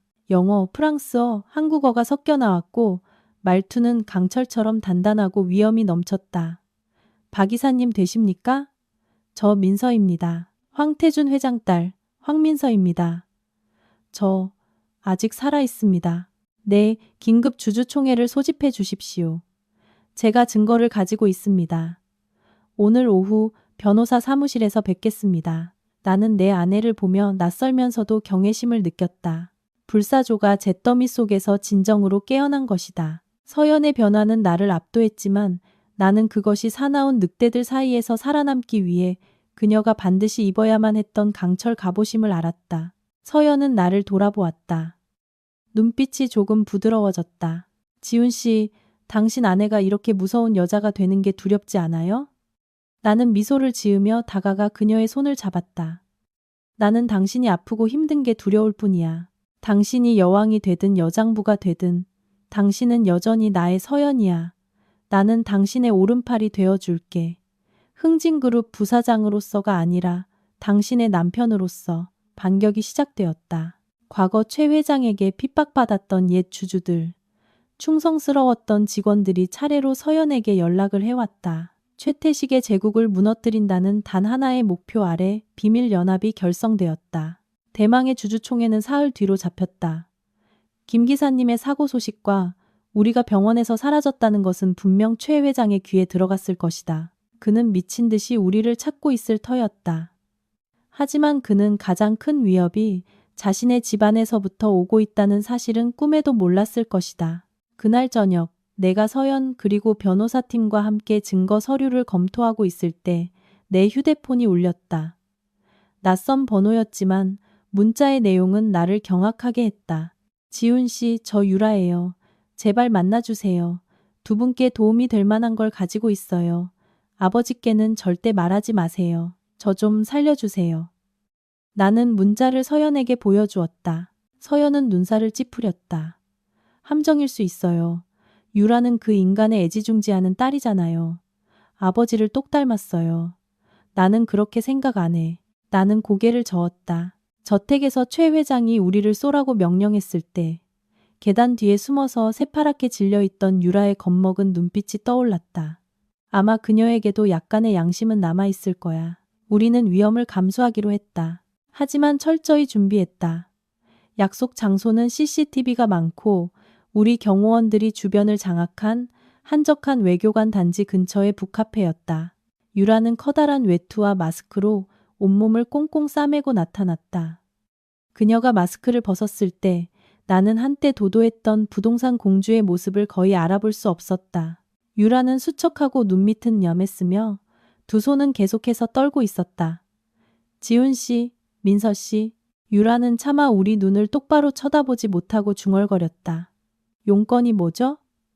빨리 말해요. 우린 시간이 없으니까. 서연이 팔짱을 낀 채 차갑게 말했다. 유라는 울음을 터뜨렸다. 눈물이 얇은 화장을 번지게 했다. 죄송해요. 아버지가 나쁜 짓을 많이 한 건 알았지만 살인까지 저지를 줄은 몰랐어요. 그날 아버지가 김 기사님을 차로 치라고 명령하는 걸 들었어요. 너무 무서워요.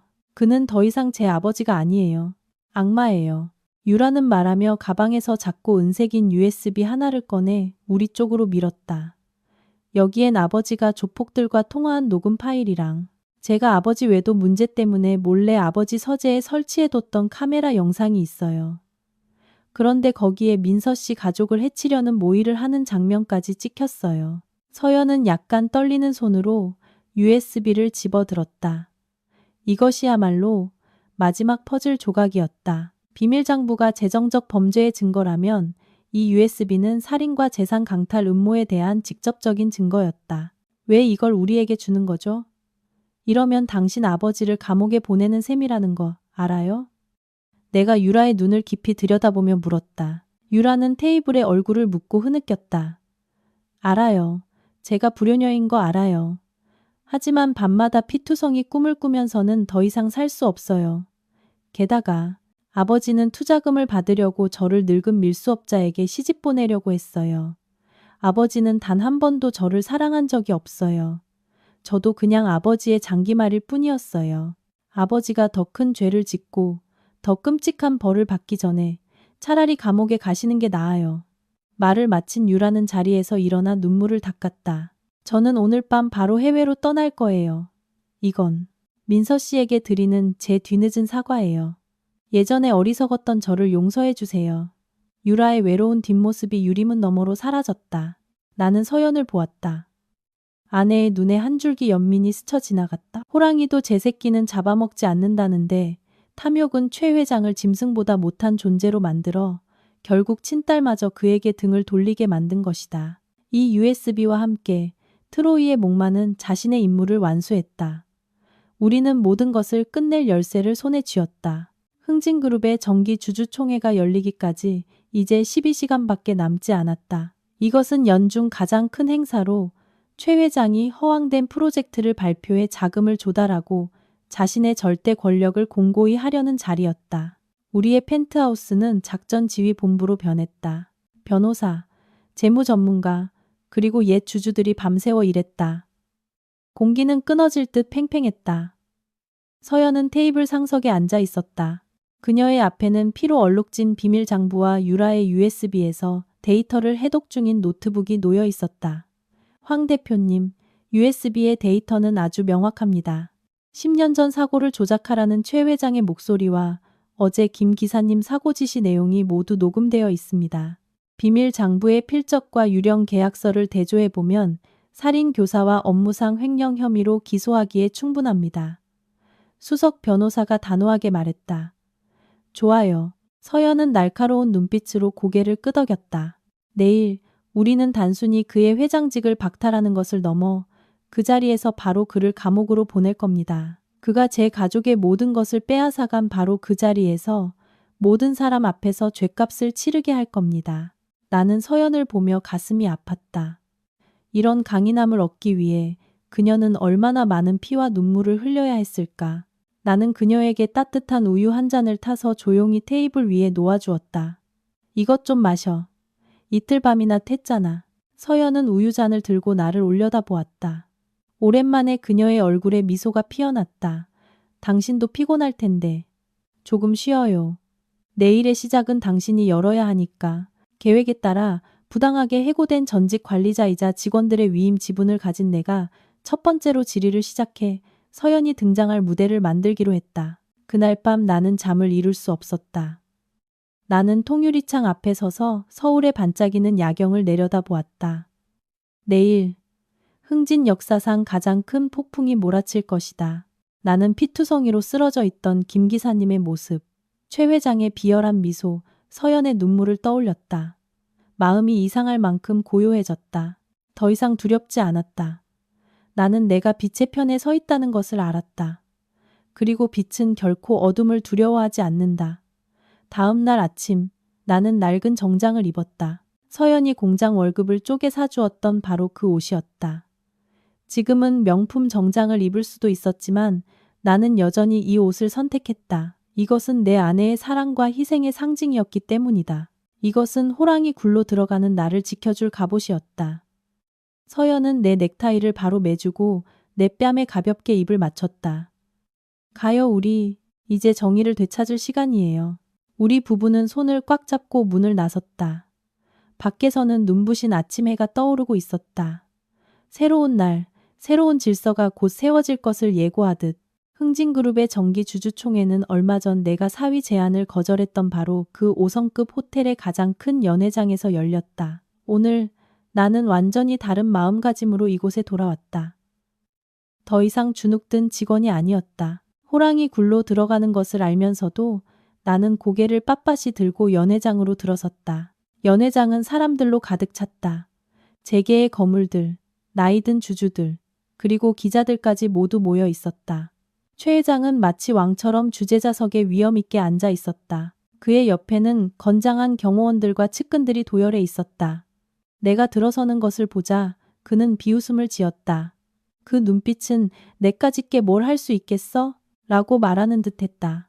나는 소액 주주들을 위한 좌석에 자리를 잡았다. 회의장의 공기는 숨 막힐 듯 팽팽했다. 공허한 개회사와 내가 가짜라는 것을 뻔히 아는 장밋빛 재무보고가 끝나고 질의응답 시간이 되었다. 최 회장은 우렁차게 선언했다. 주주 여러분, 올해 우리는 막대한 이익을 거두었습니다. 저는 이익의 50%를 제주도 리조트 프로젝트에 투자할 것을 제안합니다. 이것은 저의 수건 사업입니다. 동의하시는 분은 손을 들어주십시오. 수많은 손들이 일사불란하게 올라갔다. 모두 그의 편이었다. 최 회장은 의기양양하게 미소 지었다. 잠깐만요. 내가 벌떡 일어나 큰 소리로 외쳤다. 연 회장의 모든 시선이 내게 쏠렸다. 최 회장은 눈을 가늘게 뜨고 의사봉을 내리쳤다. 박지훈 씨, 당신은 더 이상 우리 회사 직원이 아니야. 무슨 자격으로 여기서 발언하는 거지? 경비, 저놈 끌어내. 거구의 경비원 2명이 달려오려 하자 나는 위임장을 높이 쳐들었다. 저는 직원들과 소액 주주들의 지분 15%를 대표하고 있습니다. 저에게는 발언할 권리가 있습니다. 최태식 회장님, 당신은 거짓말을 하고 있습니다. 제주도 리조트 프로젝트는 사실 당신이 돈 세탁을 하고 회사 자금을 해외로 빼돌리기 위한 위장막일 뿐입니다. 연 회장이 경악으로 술렁였다. 최 회장은 얼굴이 새빨개지며 소리쳤다. 무례한 놈. 날 모함하는 거냐? 증거 있어? 증거는 여기 있습니다. 정문 쪽에서 날카롭고 위험 있는 여성의 목소리가 울려 퍼졌다. 거대한 문이 활짝 열리고 서연이 들어섰다. 더 이상 남루한 작업복 차림의 아내가 아니었다. 오늘의 서연은 세련된 흰색 정장을 입고 눈부시게 빛났고 그녀에게서 뿜어져 나오는 기품에 모두가 넋을 잃고 바라보았다. 서연의 옆에는 막강한 변호인단과 서울지방경찰청장이 함께였다. 최 회장은 얼어붙어 더듬거렸다.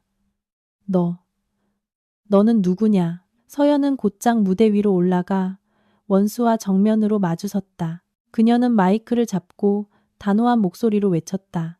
저는 고 황태준 회장님의 외동딸 황민서입니다. 저는 제 가족의 것을 되찾고 저기 앉아있는 살인자의 진짜 얼굴을 폭로하기 위해 이 자리에 왔습니다. 연 회장은 터져나갈 듯했다. 아버지의 오랜 친구였던 늙은 주주들은 눈물을 글썽이며 자리에서 일어났다. 민서구나. 정말 민서가 맞아. 옛날 자기 엄마를 똑 닮았어. 최 회장은 얼굴이 새하얗게 질려 떨었다. 거짓말. 황민서는 죽었어. 너는 가짜야. 경비, 저것들 다 끌어내. 하지만 아무도 움직이지 않았다. 서연은 변호사에게 신호를 보냈다. 무대 뒤에 거대한 LED 스크린에 유라의 USB에 담긴 영상이 나타났다. 서재에 앉아 양주를 마시며 조폭들과 통화하는 최 회장의 모습이었다. 깨끗하게 처리해. 10년 전 사고도 내가 다 막아줬잖아. 이제 그 늙은 기사놈이랑 그 계집애도 똑같이 사라지게 만들어. 다시는 그 낯짝들을 보고 싶지 않아. 이어서 비밀 장부에 적힌 횡령과 뇌물의 내역들이 화면 가득 확대되었다. 연 회장은 물을 끼얹은 듯 조용해졌다. 적나라하고 잔인한 진실이 모든 사람 앞에 드러났다. 분노에 찬 웅성거림이 터져나오기 시작했다. 최 회장은 그 자리에 못 박힌 듯 서 있었다. 식은땀이 비오듯 흘렀고 다리는 후들거려 제대로 서 있지도 못했다. 증거는 너무나도 명백해서 부인할 수 없었다. 그의 가장 가까운 측근들조차 시선을 피하며 고개를 숙였다. 흥진이라는 배는 침몰하고 있었고 모두가 독재자 선장에게서 도망치고 싶어 했다. 최 회장은 광기와 절망에 찬 눈으로 주위를 둘러보았다. 그는 자신이 완전히 고립되었다는 것을 깨달았다. 당장 꺼, 저거 끄라고, 저건 조작이야, 가짜라고. 최 회장은 소리치며 서연의 마이크를 빼앗으려 달려들었다. 하지만 내가 더 빨랐다. 나는 서연 앞을 가로막고 그를 밀어 넘어뜨렸다. 당신은 졌어, 최태식. 어떤 변명도 당신의 죄를 덮을 수 없어. 나는 평생 돈을 쫓다가 인간성을 잃어버린 그를 연민의 눈으로 내려다보았다. 그때 경찰청장과 경찰들이 무대 위로 올라왔다. 최태식 씨, 당신을 살인교사, 업무상 횡령 및 탈세 혐의로 긴급 체포합니다. 서로 동행해 주시죠. 철컥하는 차가운 수갑 소리가 울려 퍼지며 한때 세상을 호령하던 그의 두 손을 묶었다. 아기는 2명의 경찰에게 이끌려 고개를 숙인 채 걸어 나갔다. 서연을 지나칠 때 그는 고개를 들었다. 그의 핏발선 눈에는 증오와 공포가 뒤섞여 있었다. 내년. 아주 잘났어. 서연은 그를 똑바로 쳐다보며 담담하게 대답했다. 내가 잘난 게 아니라 하늘의 그물은 넓고 성기지만 결코 놓치는 법이 없다는 겁니다. 뿌린 대로 거두는 것뿐이에요. 최 회장은 사기당한 주주들의 고함과 기자들의 플래시 세례 속에서 호송차로 끌려갔다. 곧바로 주주총회는 서연의 주재하에 계속되었다. 합법적인 상속인이자 최대 주주로서 서연은 압도적인 찬성으로 새로운 이사회 의장으로 선출되었다. 서연은 영광의 자리에 섰지만 나는 그녀의 눈에서 자만심이 아닌 안도감과 깊은 슬픔을 보았다. 그녀는 천장을 올려다보며 무언가 속삭였다. 나는 그녀가 부모님과 김 기사님께 말하고 있다는 것을 알았다. 제가 해냈어요. 이제 편히 쉬세요. 주주총회가 끝나자 서연은 내려와 수백 명이 지켜보는 앞에서 나를 와라 껴안았다. 그녀는 울었다. 행복의 눈물이 뺨을 타고 흘러내렸다. 고마워요. 당신이 없었다면 전 결코 해내지 못했을 거예요. 나는 그녀의 머리를 쓰다듬으며 온화하게 웃었다. 우리 사이에 고맙긴. 폭풍이 지나간 후 흥진그룹은 재건의 시기에 들어섰다. 서연은 최 회장이 남긴 폐허를 정리하느라 눈코 뜰 새 없이 바빴다. 그녀는 진심과 지혜 그리고 선량함으로 일하며 점차 직원들과 파트너들의 신뢰를 되찾아갔다. 어느 날 저녁 늦은 식사를 마친 후 서연은 내게 서류철 하나를 내밀었다. 지훈 씨, 부사장 임명장이에요. 서명해 주세요. 당신이 그룹을 관리하는데 저를 도와줬으면 좋겠어요. 우리 함께 흥진을 더 크게 키워요. 나는 임명장을 보았다. 그 위에 적힌 연봉과 권한은 과거에는 꿈도 꿀 수 없었던 숫자였다. 하지만 이상하게도 마음이 전혀 동요하지 않았다. 나는 서류를 테이블에 내려놓고 서연의 손을 잡았다. 서연아, 고맙지만 받을 수 없어. 서연은 놀랐다. 왜요? 당신은 능력도 있고 큰 공을 세웠잖아요. 모두가 당신을 지지하는데. 나는 고개를 저으며 미소 지었다. 발코니에 새로 심은 장미 화분을 바라보았다. 알아? 지난 시간 동안 비정한 비즈니스 세계를 겪으면서 나는 내가 이곳에 속한 사람이 아니라는 걸 깨달았어. 나는 계산과 수천억짜리 숫자, 사교 파티와는 맞지 않아. 너무 답답해. 나는 아내의 눈을 깊이 들여다보았다. 옛날에 내 꿈은 사장이 아니었어. 나는 책 읽는 걸 좋아하고 낡은 종이 냄새를 좋아하고 조용한 걸 좋아해. 나는 작은 책방 평화로운 북카페를 열고 싶었어. 그곳에서 천천히 살면서 좋은 손님들과 대화하고 매일 저녁 당신이 퇴근하기를 기다리고 싶어. 서연은 조용히 내 말을 들었다. 그녀의 눈에 눈물이 그렁그렁 맺혔다. 그녀는 누구보다 나를 잘 이해했다. 내 본성이 소박하고 진솔한 가정적인 남자라는 것을 알고 있었다. 하지만 그러면 당신이 손해잖아요. 사람들이 회장 남편이 책이나 판다고 수군거릴 텐데. 서연은 망설였다. 사람들 말은 신경 쓰지 마. 나는 웃었다. 행복은 우리 것이지 남보라고 있는 게 아니잖아. 나는 책방 사장님하고 당신은 그룹 회장님에 저녁에 돌아와서 같이 밥 먹고 같이 잠들면 그걸로 충분해. 나는 내 아내의 그늘에 숨고 싶지 않아. 비록 내 아내가 아무리 대단하다 해도 내 두 발로 서서 내가 좋아하는 일을 하고 싶어. 서연은 나를 꼭 껴안고 내 가슴에 얼굴을 묻었다. 미안해요. 내 생각을 당신에게 강요할 뻔했어요. 당신을 응원할게요.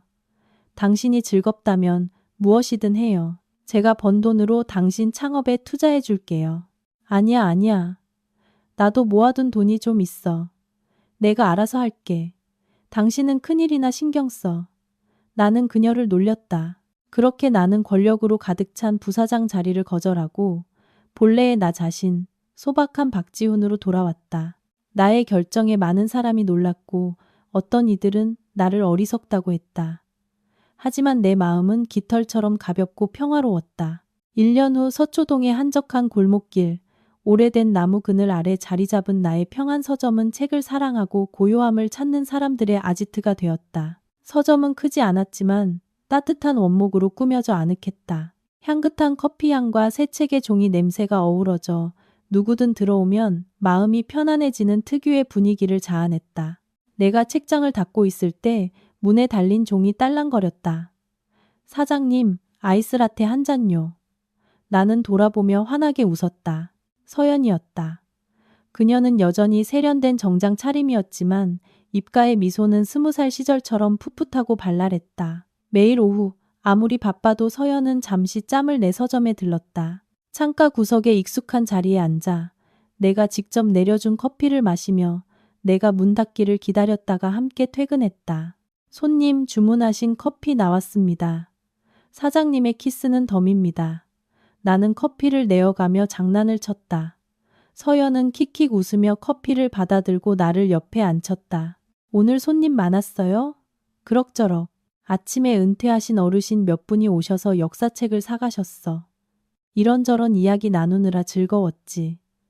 아, 당신이 좋아할 만한 미술사 책도 새로 들어왔어. 우리는 창밖으로 느리게 흘러가는 사람들을 바라보며 나란히 앉아 있었다. 황금빛 오후 햇살이 나뭇잎 사이로 쏟아져 내렸다. 더 이상 음모도 총성도 협박도 없었다. 오직 사랑과 이해만이 남았다. 지훈 씨. 서연이 갑자기 내 손을 잡았다. 생각해봤는데 몇 년만 더 일하고 회사가 안정되면 후임자 찾아서 조기 은퇴하려고요. 그리고 여기서 당신 책 파는 거 돕고 꽃도 심고 우리 아이도 낳아요. 가슴속에서 형언할 수 없는 기쁨이 솟아올랐다. 나는 그녀의 손을 꽉 잡았다. 정말이야? 그 화려한 자리를 버릴 수 있겠어? 화려하긴요. 서연은 고개를 저었다. 그 모든 풍파를 겪고 나니 깨달았어요.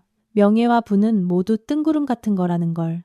그 권력의 블랙카드도 당신과 함께 먹는 따뜻한 저녁 한 끼를 사주지 못하고 당신 어깨에 기댈 때의 평온함을 주지 못했어요. 진정한 행복은 사랑하는 사람과 평범하고 소박하게 살면서 백발이 될 때까지 조강지처의 의리를 지키는 거예요. 나는 아내를 바라보며 감사함으로 가슴이 벅차올랐다. 하늘은 우리에게서 많은 것을 앗아갔지만 그 대신 시련을 이겨낸 진실하고 굳건한 사랑을 주었다. 응, 우리 아이 많이 낳자. 아침에는 내가 책 읽는 법을 가르치고 오후에는 당신이 꽃 심는 법을 가르치는 거야. 이 세상에 당신만 있으면 나는 모든 걸 다 가진 셈이야. 노을이 지며 작은 서점을 보랏빛으로 물들였다. 나는 일어나 문 앞에 크로스티 팻말을 걸었다. 우리 부부는 가난했던 시절부터 함께해온 낡은 오토바이에 올라 집으로 돌아가기 위해 북적이는 인파 속으로 합류했다. 김이 모락모락 나는 된장찌개가 있는 집으로 피와 눈물로 지켜낸 평화로운 보금자리로 그것이 우리 이야기의 가장 완벽한 결말이었다. 웅장한 성이 아닌 그 어떤 보석보다도 찬란하게 빛나는 부부의 의리가 담긴 마음속에서 맺어진 결말.